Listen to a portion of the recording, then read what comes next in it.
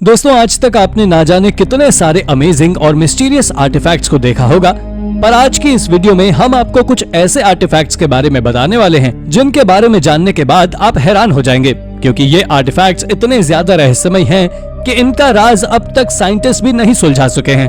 तो चलिए शुरू करते हैं आज के इस मजेदार वीडियो को। एंशिएंट इजिप्ट के लोगों ने कई अलग अलग कल्चर्स को कई अलग अलग चीजें सिखाई थी, क्योंकि आज आर्कियोलॉजिकल डिस्कवरीज के दौरान इनके जैसी चीजें हमें दूसरे कल्चर में भी देखने को मिल जाती हैं।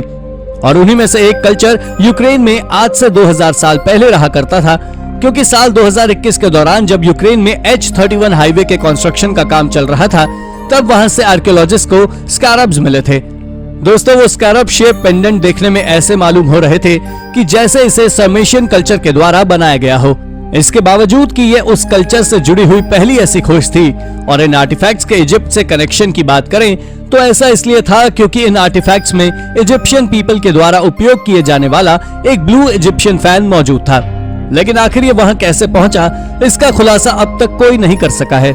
ये तो आप सभी जानते ही होंगे कि वाइकिंग्स नॉर्थ अमेरिकन कॉन्टिनेंट पर कोलंबियन पीपल के बाद आए थे। इसका अनुमान कनाडा के न्यू फाउंडलैंड में खोजी गई एक ओल्ड वाइकिंग्स विलेज से लगा है।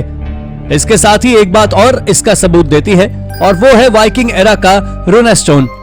दरअसल ये एक बहुत विशाल स्टोन है जिसे ओलफ ओल्सन ओमेन के द्वारा साल 1893 में अलेक्जेंड्रिया माइनसोटा में पेड़ों की सफाई करते वक्त खोजा गया था। इस सैंडस्टोन का वजन लगभग 200 पाउंड से भी ज्यादा का है, जो वहीं एक पुराने वाइकिंग एरा के दौरान बनाए गए कमरे में मौजूद था। इसके ऊपर कई तरह की कार्विंग्स भी बनी हुई है, जो इस बात का सबूत देती है कि वाइकिंग्स 1392 में वहां पहुंचे थे।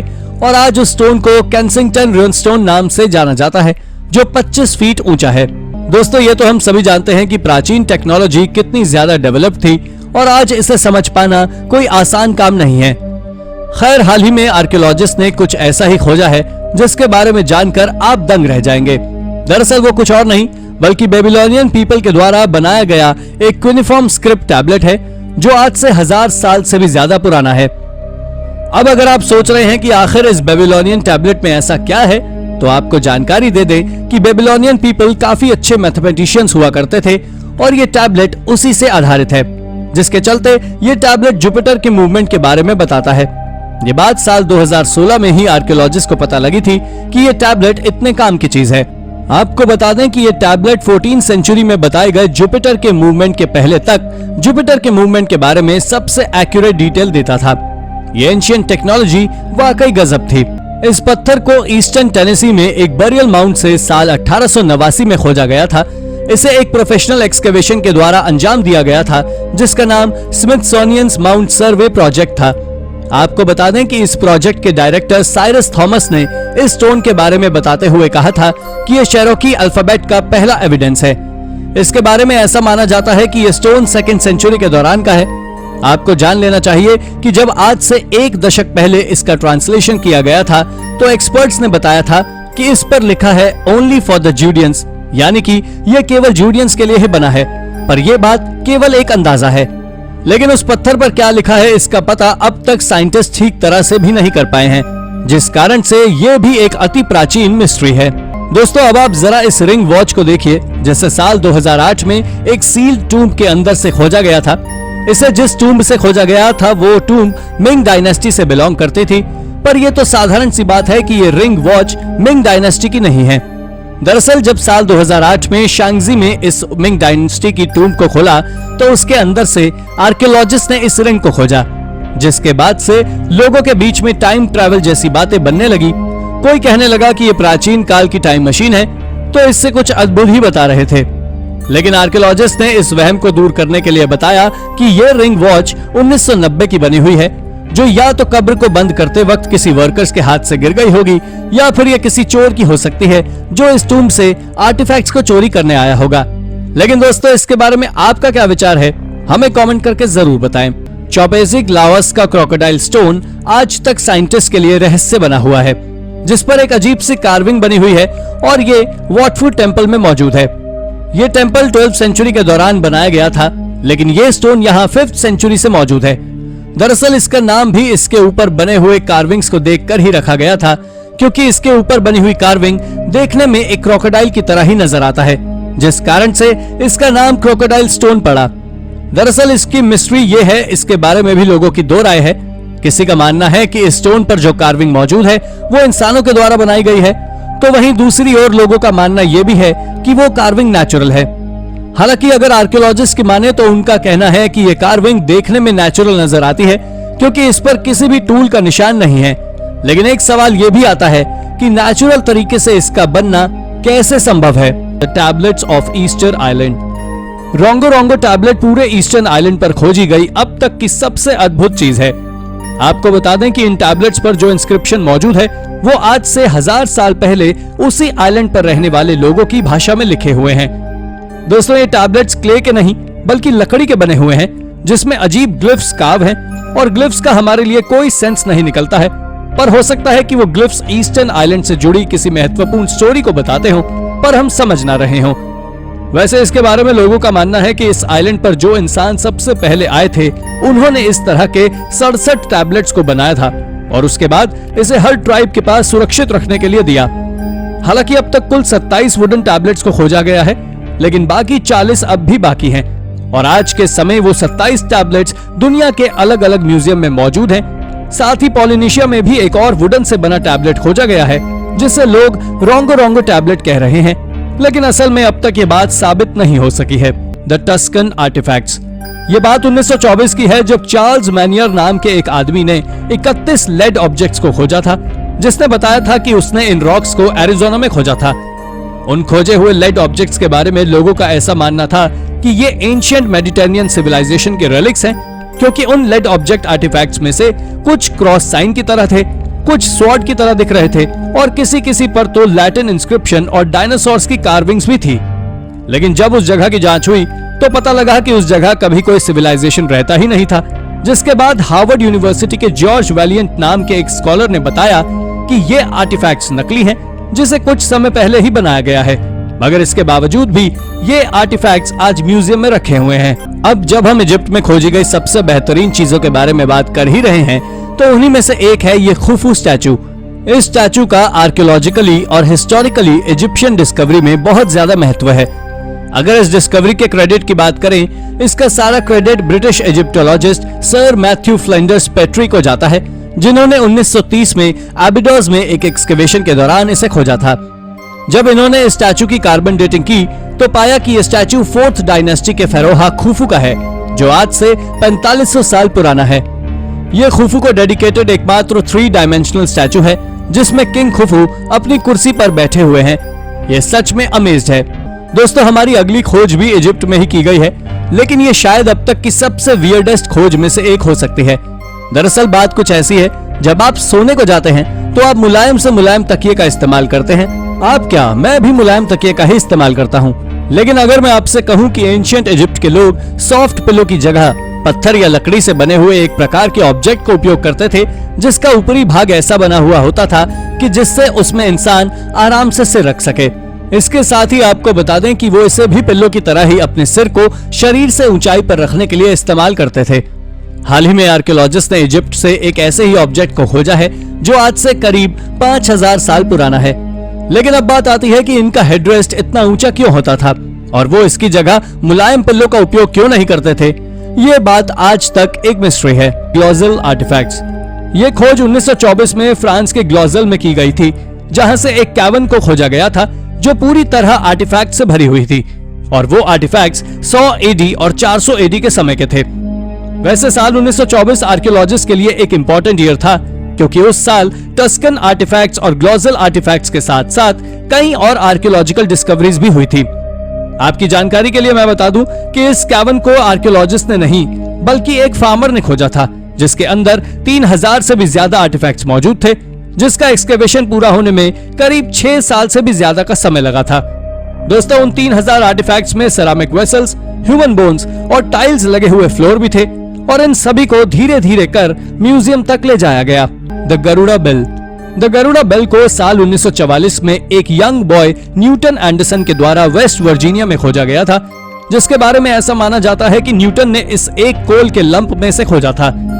आपको बता दें कि वो बेल करीब 7 इंच बड़ी थी, जिसे प्योर ब्रास से बनाया गया था। पर सबसे ज्यादा हैरानी की बात तो ये थी कि इसके ऊपर एक पक्षी बना हुआ था जिसे गरुड़ के नाम से जाना जाता है, और ये पक्षी हिंदू धर्म में एक विशेष मान्यता भी रखता है। अगर देखा जाए तो आज के समय हर हिंदू के घर में इस तरह का गरुड़ बेल होता है, पर 1944 में खोजे गए उस बेल की सबसे ज्यादा रहस्यमयी बात यह थी कि एंशिएंट भारत का आर्टिफैक्ट आखिर वेस्ट वर्जीनिया में कैसे पहुंचा। आपको शायद इस बात पर यकीन ना हो कि इसे जिस कोल के लंप से खोजा गया था वो भी आज से 300 मिलियन साल से भी ज्यादा पुराना था, जो इस बात को दिखाता है कि आज से कई मिलियन साल पहले भी इस प्लैनेट पर इंटेलिजेंट ह्यूमन बीइंग्स रहा करते थे। फिशर कैनियन शू प्रिंट। दोस्तों, इस फिशर कैनियन शू प्रिंट को साल 1917 में नेवाडा से एल्बर्ट नाप नाम के एक माइनर के द्वारा खोजा गया था, लेकिन जब उसने इसे एक माइनिंग इंजीनियर को दिखाया तो उसने बताया कि ये एक कोयले के चंक पर बने हुए शू प्रिंट है। मगर हैरानी तो तब हुई जब आर्कियोलॉजिस्ट ने उस कोल के चंक की जांच की और पता लगा कि वो चंक जुरासिक पीरियड के समय का है, यानी आज से 252 से 201 मिलियन साल पुराना। लेकिन इसके बाद मॉडर्न रिसर्चर्स ने बताया कि ये शू प्रिंट नहीं है, बल्कि नेचुरल फिनोमिनन के चलते बनी एक कार्विंग है, क्योंकि इससे पहले भी इस तरह के कई आर्टिफैक्ट्स को खोजा जा चुका है। वैसे आपका इसके बारे में क्या कहना है, हमें कमेंट करके जरूर बताएं। Creating of forgery. दोस्तों, ये बात बिल्कुल सच है कि 20th सेंचुरी में लोग ना जाने कितने सारे नकली आर्टिफैक्ट्स बनाकर उन्हें असली बता देते थे, पर आज के समय यानी 21वीं सदी में इन सभी चीजों को बनाकर असली बताना किसी अपराध से कम नहीं है। आपकी जानकारी के लिए मैं बता दूं कि हाल ही में एक आर्कियोलॉजिस्ट एलिसियो हिल ने एक रोमन आर्टिफैक्ट के छोटे खजाने को खोजे जाने का दावा किया था, जिसमें जीसस का क्रूसिफिक्शन, क्वीन नेफर्टिटी का नाम और बेस्क लैंग्वेज के सबसे पुराने एविडेंस शामिल थे। दरअसल शुरुआत में जब इसे खोजा गया था तो किसी को इस बात का कोई अंदाजा नहीं था कि ये आर्टिफैक्ट नकली हो सकते हैं, लेकिन जब मॉडर्न टेक्नोलॉजी के साथ इसकी रिसर्च की गई तो पता लगा कि उन आर्टिफैक्ट्स में कई सारे लूप्स हैं, यानी कि ये नकली आर्टिफैक्ट्स है। इतना ही नहीं, जब जांच हुई कि इस नकली आर्टिफैक्ट को किसने बनाया तो जो नाम निकलकर सामने आया वो कुछ और नहीं बल्कि एलिसियो हिल था, जिसके बाद उन्हें 5 साल की सजा भी हुई थी। दोस्तों, इजिप्ट में हुई डिस्कवरी कितनी ज्यादा अमेजिंग होती है ये तो आप सभी जानते होंगे, और अगर यहाँ खोजी गई पॉटरी के बारे में बात करें तो उसे एस्ट्राका कहा जाता है। यहाँ की अगर सबसे फेमस एस्ट्राका की ओर नजर डालें तो वो है ऑस्ट्रैकन ऑफ सेंटिमेंटल। ये एस्ट्राका या कहें लाइमस्टोन आज से करीब 3500 सालों से भी ज्यादा पुराना है। इसके बारे में लोगों की अलग अलग राय है। आपको बता दें कि जहां एक और आर्कियोलॉजिस्ट का मानना है कि ये 18th डायनेस्टी के सबसे सुंदर और सबसे अमेजिंग आर्टिफैक्ट्स में से एक है, और ये एंशिएंट टाइम के बच्चों के लिए एक प्रकार का स्कूल होमवर्क हो सकता है, जिससे उन्हें कला का ज्ञान दिया जाता होगा। लेकिन अब अगर हम वहीं हिस्टोरियंस की बात करें तो उनका मानना है कि ये एंशिएंट इजिप्शियन के द्वारा बनाई गई एक ग्राफिटी है। हालांकि इसकी असली सच्चाई क्या है, इस बात का कोई भी आज तक सबूत के साथ प्रूव नहीं कर पाया है। जूडियन डेजर्ट भी दुनिया की सबसे रहस्यमयी जगहों में से एक है, और हाल ही में साल 2022 की जनवरी में आर्कियोलॉजिस्ट ने वहां मौजूद नहल हामा नाम की गुफा से एक अनोखा स्कल खोजा है। स्कल मिलना तो एक साधारण सी बात है, लेकिन इसके ऊपर जो कोटिंग मिली वो जरूर रहस्य से भरी बात है। आप जानकर चौंक जाएंगे कि उस स्कल के ऊपर से आर्कियोलॉजिस्ट ने जिस चीज की कोटिंग खोजी है वो चीज कुछ और नहीं बल्कि रोड बनाने के दौरान उपयोग होने वाला एस्फॉल्ट यानी कि डामर था। इसके साथ ही जब आर्कियोलॉजिस्ट ने उस स्कल की कार्बन डेटिंग की तब उन्होंने पाया कि ये स्कल आज से करीब 9000 साल पुराना है। इसके बारे में आर्कियोलॉजिस्ट का मानना है कि ये नेटाफुआन सिविलाइजेशन के लोगों का काम है, लेकिन आखिर उस कोटिंग के पीछे का रहस्य क्या है ये अब तक कोई नहीं जान सका है। The cursed sapphire. दोस्तों, जेम ऑफ सॉरो को डेल्फी पर्पल सफायर नाम से भी जाना जाता है। ये एक रहस्यमय आर्टिफैक्ट है क्योंकि ऐसा कहा जाता है कि ये सफायर भारी मिसफॉर्च्यून से भरा हुआ है। आपको बता दें कि इसके बारे में ऐसा कहा जाता है कि साल 1857 में इसे भारत के कानपुर से एक ब्रिटिश सोल्जर के द्वारा चुरा लिया गया था, और इसे चुराने के बाद वो इसे इंग्लैंड ले गया, जिसके बाद उसे भारी मुसीबतों का सामना करना पड़ा था। दरअसल सबसे पहले उसकी फाइनेंशियल कंडीशन गिर गई और उसके बाद उसके पूरे परिवार को अजीबोगरीब बीमारी हो गई, यानी कि उसकी जिंदगी पूरी तरह तबाह हो गई। खैर, इसके बाद 1902 में वो उस स्टोन को अपने एक दोस्त को दे देता है, जिसके बाद उसके परिवार में सब कुछ ठीक होने लगता है। लेकिन इसे वो जिस फ्रेंड को देता है तो उसका नसीब जरूर बदल जाता है और उसे भी कई मुसीबतों का सामना करना पड़ता है। दोस्तों, यही वजह है कि आज के समय लंदन के नेचुरल हिस्ट्री म्यूजियम के वॉल्ट कलेक्शन में इसे रखा गया है। Mysterious ancient toys. टेल जेम्स मॉडर्न इजराइल में मौजूद एक प्राचीन एसीरियन सेटलमेंट है जहां आज से 3800 साल पहले लोग रहा करते थे, जिसका एक्सकेवेशन पिछले 2 दशकों से आर्कियोलॉजिस्ट गस वैन ब्रिक कर रहे हैं। और उनके इस एक्सकेवेशन के दौरान उन्हें बहुत से ऑब्जेक्ट ऐसे मिले हैं जिन्हें अब तक कोई नहीं समझ सका। दरअसल उन्होंने बाकी सभी एंशिएंट सेटलमेंट में खोजे गए ऑब्जेक्ट्स जैसे सेरेमिक पॉट्स, स्कैरब एम्यूलेट्स और एंशिएंट टॉयज को तो खोजा ही है, पर उन्होंने वहां से अब तक कुल 17 डिस्क को खोजा है, जिनमें से कुछ चौक से बनी हुई हैं तो कुछ स्टोन से, और उनके बीच में 2 होल्स भी मौजूद हैं। इस तरह के ऑब्जेक्ट्स को पहले भी जापान, इजिप्ट और अमेरिका जैसी जगहों में खोजा जा चुका है, जिनके बारे में कुछ पता नहीं है। हालांकि इस बारे में अगर गस वैन ब्रिक की माने तो उनका कहना है कि ये भी बच्चों के खेलने के ही प्राचीन खिलौने थे, जिसे घुमाने पर ये अजीब तरह के साउंड को प्रोड्यूस करते थे। Yazd Atash Behram and the eternal flame. दोस्तों, याज्ड अटाश बहराम पूरी दुनिया की सबसे रहस्यमय टेम्पल्स में से एक है और ये आज के समय ईरान के याज्ड में मौजूद है, जहां एक जादुई फ्लास्क पिछले 1500 सालों से ऑलरेडी मौजूद है। आपको जान लेना चाहिए कि ये टेम्पल ना ही क्रिश्चियन धर्म के लोगों का है, ना ही इसे इस्लाम धर्म के लोगों ने बनाया है, और ना ही इसका ज्यूइश के साथ कुछ लेना देना है, बल्कि ये ज़ोरोएस्ट्रियन फायर टेम्पल है। ये ज़ोरोएस्ट्रियन के द्वारा बनाया गया इंडिया के बाहर इकलौता टेम्पल है। पर अब जो मैं आपको बताने वाला हूँ उसे जानने के बाद आप हैरान हो जाएंगे। दरअसल इस टेम्पल में एक ब्रॉन्ज फ्लास्क में 470 एडी से लेकर अब तक आग जल रही है। इसके साथ ही 470 एडी से लेकर पिछली कुछ सदियों तक इस जगह लगातार रूलर्स चेंज हुए हैं, पर ज़ोरोएस्ट्रियंस ने अपने इस टेम्पल की सुरक्षा में कोई कमी नहीं छोड़ी, जिस कारण से ये आज भी सुरक्षित है और इसके अंदर जलती हुई इटर्नल फायर भी। Giant stone balls. रशिया में मौजूद एक कोल माइन के नीचे से वर्कर्स ने 10 अजीबोगरीब बड़ी बड़ी स्टोन बॉल्स को खोजा था, और इन बॉल्स के साइज करीब आधे इंसान बराबर, यानी इनका डायमीटर 3 फीट से भी ज्यादा का था। दोस्तों, ये देखने में बिल्कुल चिकना था, जो बारिश का पानी अपने ऊपर पड़ने के बाद अपना कलर भी बदल देता था। और जब इन जायंट स्टोन बॉल्स को पहली बार खोजा गया था, तब इसके बारे में लोगों ने कई अलग अलग और अजीब किस्म की थियरीज दी थी। किसी का मानना था कि ये डायनासोर का अंडा है, किसी का कहना था कि इसे आज से हजारों सालों पहले गुम हुए किसी सिविलाइजेशन ने बनाया होगा, तो किसी का मानना था कि इन्हें एलियंस ने वहां छिपा कर रखा था। हालांकि जब इसके बारे में रिसर्च की गई तो पता लगा कि ये स्टोन बॉल नेचुरल तरीके से बनी थी, जिसकी प्रोसेस भी मोती के बनने के जैसे ही थी, और इसके रंग बदलने का कारण इसके अंदर मौजूद आयरन ऑक्साइड कॉम्पोजिशन था। खैर, जो भी हो, इसकी मिस्ट्री सुलझने के बाद ये मिस्टीरियस स्टोन बॉल्स साधारण स्टोन बॉल्स में बदल गई। The grotto of the 7 sleepers. दोस्तों, ग्रोटो ऑफ द 7 स्लीपर्स एक प्राचीन नेक्रोपोलिस है जो बाइजेंटाइन एम्पायर के दिनों का है। इस एंशिएंट साइट पर कई दर्जन अलग अलग टूम्स हैं, जिन्हें पत्थरों पर कार्व कर बनाया गया था, लेकिन असल में देखा जाए तो ये टूम्स एक कैटाकॉम्ब को बनाती है। कार्बन डेटिंग से पता लगा है कि ये कब्र 6th सेंचुरी की है, और आज के समय ये जगह टर्की के एफेसस में है, जिसमें एक चर्च का खंडर और प्राकृतिक गुफाएं भी हैं। इसके नाम के पीछे क्रिश्चियन माइथोलॉजी के अनुसार ऐसा कहा जाता है कि यहाँ पर 7 जवान आदमियों को रोमन्स के द्वारा पर्सिक्यूट किया गया था, पर तब वो जाकर एक केव में छिप गए थे, और उसके बाद वो सो गए और गुफा का दरवाजा बंद कर दिया गया, जिस कारण से उनकी मौत हो गई। इस जगह के नाम के पीछे का यही मेन रीजन है, ब्रॉन्ज एज आयरलैंड। ये बात आयरलैंड के काउंटी गालवे की है, जहां से कुछ वर्कर्स ने काम करते समय ब्रॉन्ज एज के दौरान का एक रहस्यमय फोर्ट्रेस खोजा था। माइकल गिबन्स, जो कि इस एक्सकेवेशन के हेड हैं, उनका कहना था कि ये जगह करीब 3200 साल पुरानी है, जो अपने समय पर एक बहुत विशाल बिल्डिंग हुआ करती थी। आपको बता दें कि ये फोर्ट्रेस नॉर्थ से लेकर साउथ तक 1300 फीट में फैला हुआ है, जबकि वेस्ट से ईस्ट में ये केवल 328 फीट ही लंबा था, और इस फोर्ट्रेस को केवल और केवल पत्थरों का उपयोग कर ही बनाया गया था, जिसमें एक समय पर 200 से भी ज्यादा लोग रहा करते थे। माइकल का इसके बारे में यह भी कहना था कि जिस किसी ने भी इसे बनाया था, उसने जंगल में सबसे घने एरिया को ढूंढा और उस जगह इस सिविलाइजेशन की शुरुआत की गई थी, और उनके ऐसा करने का रीजन तो केवल एक ही था कि वो दुश्मनों से अपनी रक्षा कर सकें और आसानी से किसी को ना मिले। मगर इसके बावजूद भी ये जगह इतनी ज्यादा मिस्टीरियस है कि आज तक आर्कियोलॉजिस्ट इस बारे में पता नहीं लगा सके हैं कि आखिर इसे किसने बनाया था।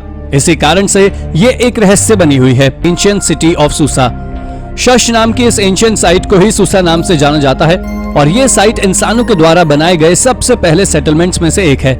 इसका इतिहास आज से करीब 6000 साल से भी ज्यादा पुराना है, जिसे उस समय पूरे ईरान के सबसे डेवलप्ड सिविलाइजेशंस में से कहा जाता है, जिसे एक गांव के ऊपर बनाया गया था जो 7000 साल से भी ज्यादा पुराने थे। आपको बता दें कि इस सिटी पर सबसे पहले एलमाइट पीपल के द्वारा राज किया गया था, जिन्हें माउंटेन पीपल नाम से जाना जाता है। ये साइट आज से 2000 साल पहले एलमाइट एम्परर की कैपिटल सिटी भी रह चुकी है, लेकिन जैसे जैसे समय बीतता गया वैसे वैसे ये सिविलाइजेशन भी धीरे धीरे कर लगभग पूरी तरह तबाह हो गया, जिसके ऊपर सुमेरियन पीपल ने अपना कब्जा कर लिया। पर एसिरियंस ने इसे जला दिया और इसे दोबारा बनाया गया और ये दोबारा आर्केमेनिड एम्पायर की कैपिटल सिटी बनी। हालांकि इसके 5000 साल बाद इसे अरब इन्वेडर्स ने दोबारा जला दिया, जिसके खंडर आज भी वहां मौजूद हैं। ममेरिया दोस्तों, ममेरिया एक जंगली इलाका है जो साउथ ईस्ट पेरू में मौजूद है और इस जगह को आप आइसोलेटेड प्लेस कह सकते हैं। ऐसा इसलिए क्योंकि यहाँ ज्यादा विजिटर्स नहीं आते। इसके बारे में एक्सपर्ट्स का कहना है कि ये साइट एंशिएंट वर्ल्ड की सबसे फैसिनेटिंग साइट्स में से एक थी, जो आज खंडहर में बदल चुकी है। ये रुइंस हमारे सोच से भी ज्यादा पुराने हैं, जिसे इनका के द्वारा कई सदियों पहले उपयोग किया जाता था।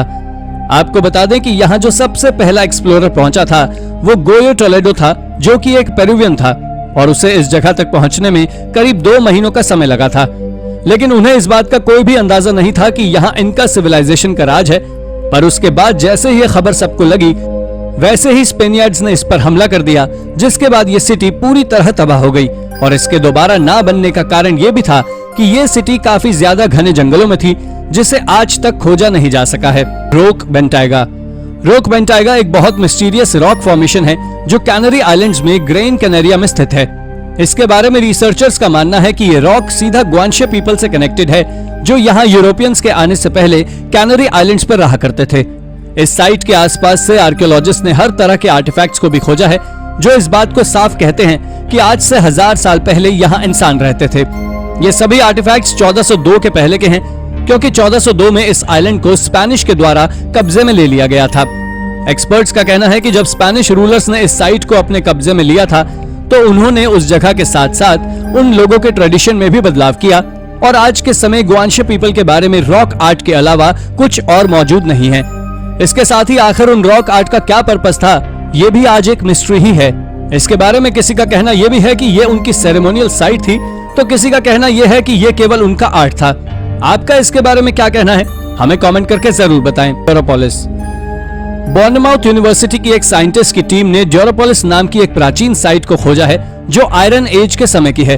दरअसल इसकी शुरुआत तब हुई थी जब साइंटिस्ट की उस टीम के हाथों कई सारे स्केलेटन्स लगे थे, जिनमें से कुछ इंसानों के थे तो वहीं कुछ जानवरों के भी थे। इन स्केलेटन को साउथ वेस्ट इंग्लैंड में मौजूद रहस्यमयी और गहरे गड्ढों से खोजा गया था। जब उन्होंने उन गड्ढों की जांच की तो पता लगा कि इन गड्ढों का उपयोग ग्रेन्स को रखने के लिए किया था, जिसके बाद पता लगा कि ये एक एंशिएंट सिटी थी। जब इसकी और अच्छी तरह से जांच की गई तो पता लगा कि यहाँ 100 BC के दौरान किसानों का एक छोटा सा सेटलमेंट रहा करता था। पर अब जो मैं आपको बताने वाला हूँ, उसे जानने के बाद आप हैरान हो जाएंगे। तो आप जान ले कि इस जगह से आर्कियोलॉजिस्ट को राउंड हाउसेस भी मिले थे। इनके बारे में ऐसा भी माना जा रहा है कि इस सिटी के लोग कल्टिक वर्शिप में कुछ ज्यादा एडवांस थे। Old serum. जोरोपोलिस के बाद अब हम बात करने वाले हैं आयरन एज के ही एक और फैसिनेटिंग जगह की, जो आज इंग्लैंड में मौजूद है, पर यह साइट जोरोपोलिस के सेटलमेंट से काफी ज्यादा अलग है। आपको बता दें कि ओल्ड सैरम एक प्राचीन किले और एक चर्च की मिलावट से बना हुआ एक स्ट्रक्चर है, जिसे आयरन एज के एक फोर्ट को मॉडिफाई कर बनाया गया था।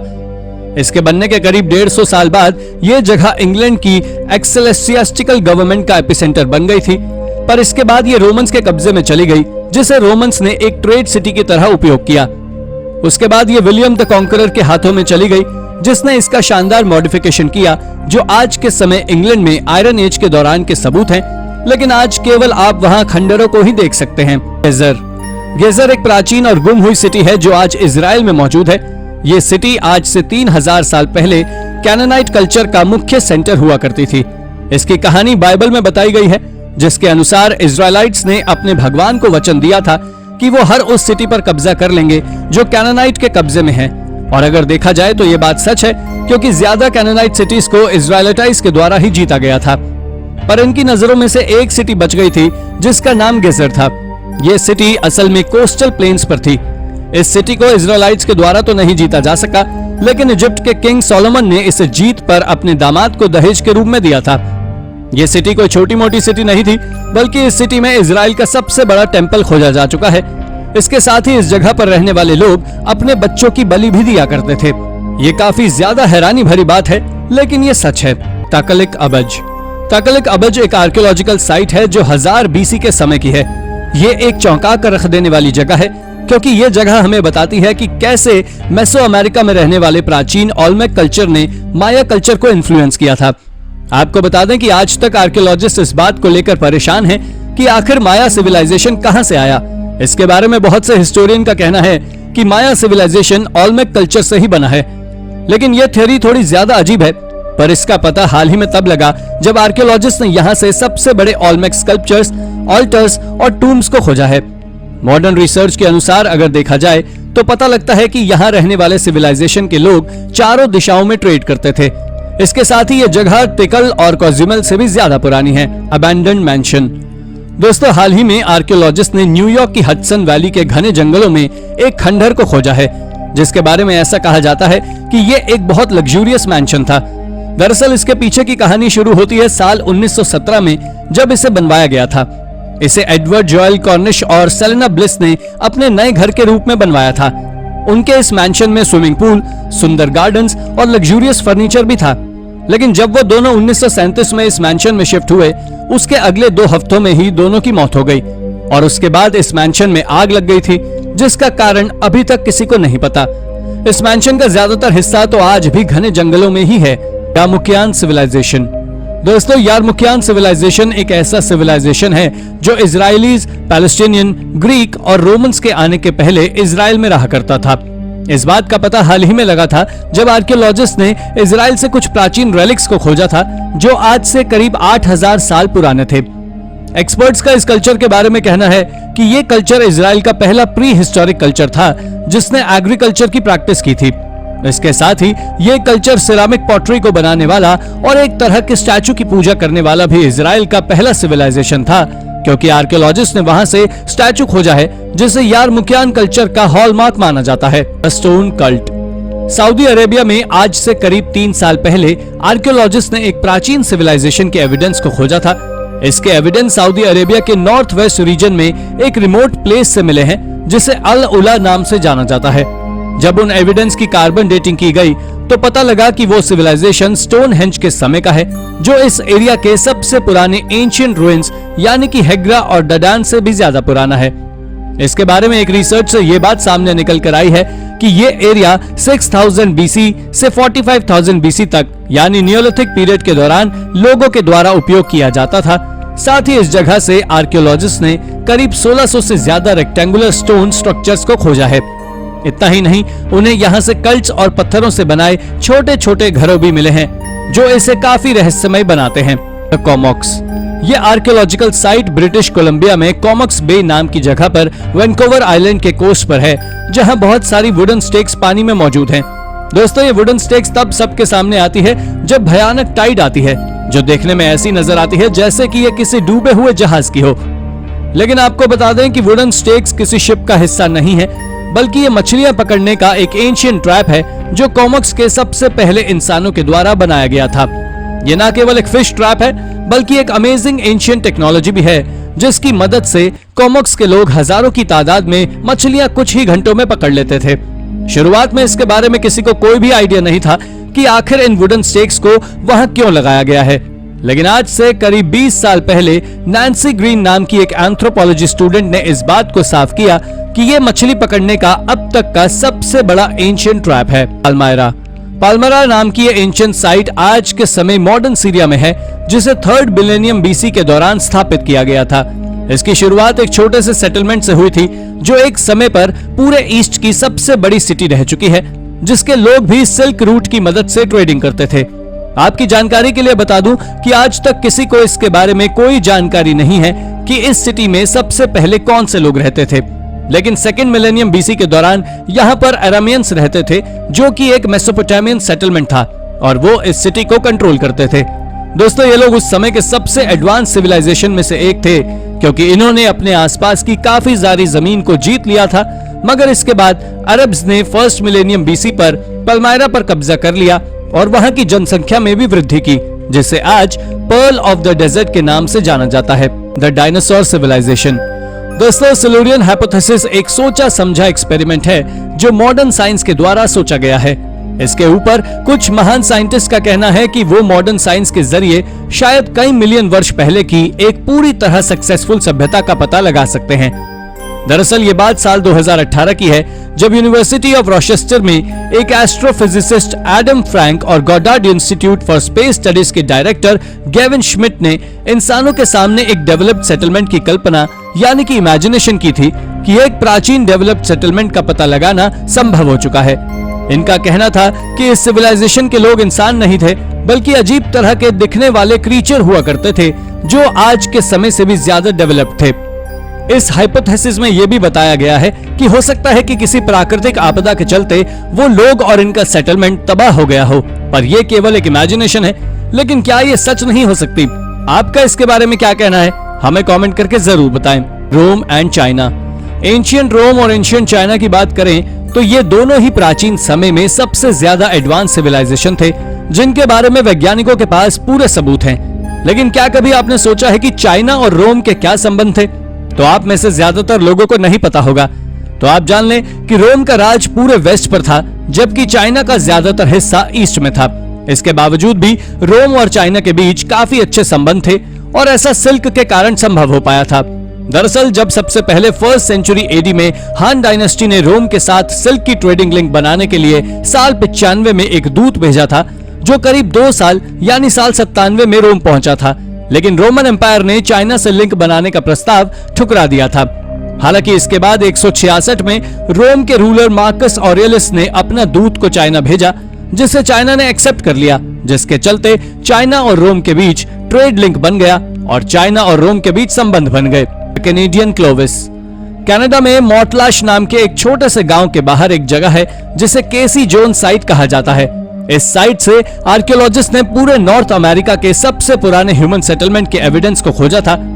दरअसल इस साइट को सबसे पहले केसी जोन्स के द्वारा ही खोजा गया था, जहां से उन्हें एक एरो पॉइंट मिला था, जिसके जब आर्कियोलॉजिस्ट की टीम ने इस जगह का कंप्लीट एक्सकेवेशन किया तो उन्हें इस जगह से ना जाने कितने सारे और एंशिएंट टूल्स भी मिले थे। जब आर्कियोलॉजिस्ट ने उन मिले हुए टूल्स की कार्बन डेटिंग की तो जो बात सामने निकल कर आई उसने सभी को चौंका कर रख दिया। दोस्तों, ये बात चौंकाने वाली इसलिए थी क्योंकि ये टूल्स क्लोविस कल्चर से बिलोंग करते थे, और जिन्हें नहीं पता उन्हें बता दें कि क्लोविस कल्चर वो कल्चर था जो नॉर्थ अमेरिका में आइस एज के बाद सबसे पहले रहने आया था, जिसके चलते ही ये एक बड़ी खोज है। ज़ियानबे कल्चर।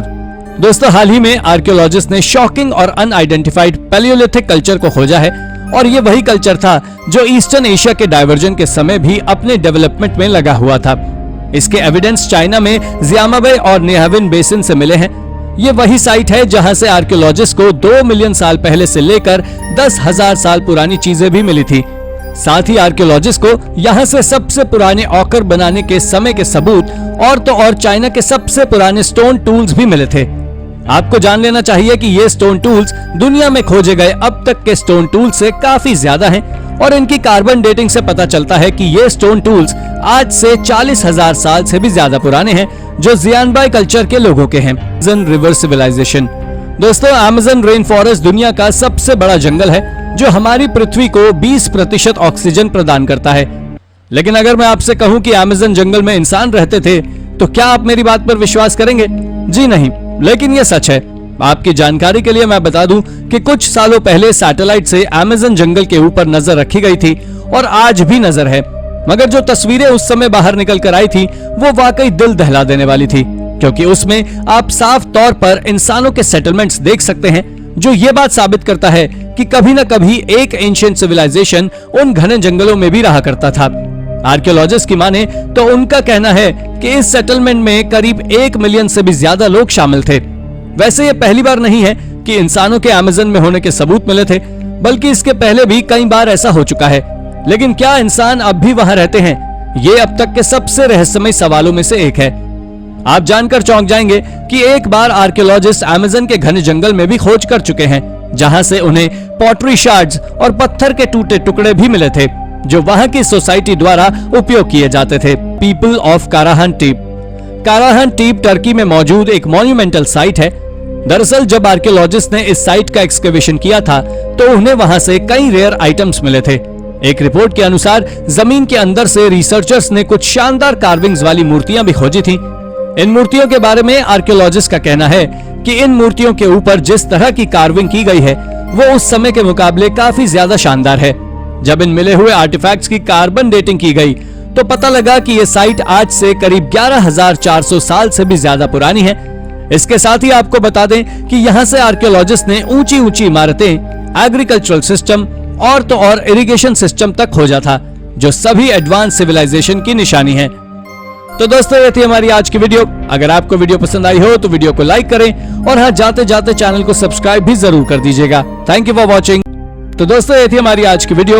अगर आपको वीडियो पसंद आई हो तो वीडियो को लाइक करें और हाँ, चैनल को सब्सक्राइब करना ना भूलें। धन्यवाद।